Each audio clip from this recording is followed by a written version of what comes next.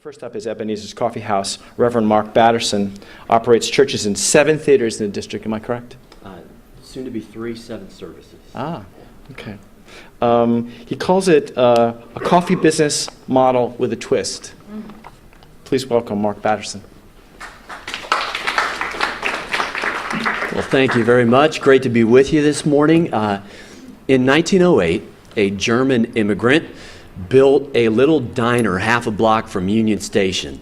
And originally, it said on their certificate of occupation that they serve butter and eggs. And kind of an interesting business because the buildings that are there now were not there. There was not food service on the trains. There was no refrigeration. And so people would get off the train. They would walk over to this little diner, eat breakfast or lunch, get back on the train. In the 40s and 50s, that diner suffered because of food service on the trains and went through a couple of different evolutions, and eventually, in about 1980, that building turned into a nuisance property. When we found it, it was a crack house. Now, I moved on to Capitol Hill about 11 years ago. And this building had graffiti on it, cinder block in the windows and the doors. And I thought to myself, this would make an amazing coffee house. We didn't have anything like that on our side of the hill. And honestly, most pastors don't have anything to do with coffee houses besides drinking coffee. But we felt like it would make a lot of sense. And it kind of fit our DNA as a church. We meet in movie theaters at Metro stops. We love being in the marketplace. And so we spotted this building, and honestly, our whole strategy was prayer. We prayed for this thing for 8 years, and we should not own the piece of property. 4 people offered more money for it than we did, 2 of them real estate developers, but somehow, if you pray for something for 8 years, sometimes something happens. And we bought that piece of property for $325,000. Went through a year of rezoning the property, a year of going through historic preservation, and then eventually demolished what was there, preserved the 2 historic walls, and we built a 3-level coffee house. Now, top level are offices, including mine. It's awfully nice having an office right above the coffee house.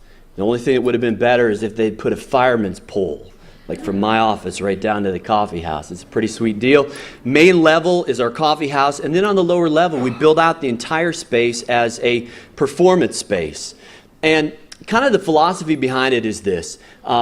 Jesus didn't hang out at the synagogues. He hung out at wells. Wells were natural gathering places in ancient culture. Coffee houses are postmodern wells. And so we thought, instead of building church building, why don't we build a coffee house? And so several hundred people walk through our coffee house, and we serve them day in and day out from 7 in the morning till 9 or 10 at night. And then on the weekend, we do Saturday night services there and record in high definition and then pump that video to a couple of our other church locations. So it just kind of fits our personality, who we are, what we're doing.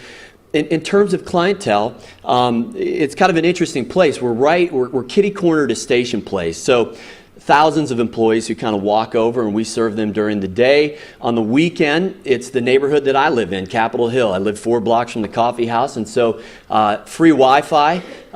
And maybe even more importantly, we just added the NFL package this weekend. Wonderful advertising. And great game last night, yeah. I was going to wear my jersey, but I didn't quite know if that was appropriate. And so we serve our community. It's a wonderful location. Did we have a business plan before we opened? Yes. But if you don't have any experience, is it really a plan? Honestly, all we did is had a couple of our church employees work at a couple of coffee houses for about a year. And that was it. And then we kind of went into it. And now we knew we had to pass the Starbucks litmus test. They're the standard in the industry. So your product and your aesthetic have to be what it needs to be. And we think we've accomplished that. But bottom line, not much of a plan other than we honestly just felt like this is something that God was calling us to do, and He's blessed the business and blessed the church, and we feel like it's just one really cool way that we can serve our community, and we have 20 employees, I think that's the bulk of it. So be happy, if we do Q&A, happy to answer any questions at the end.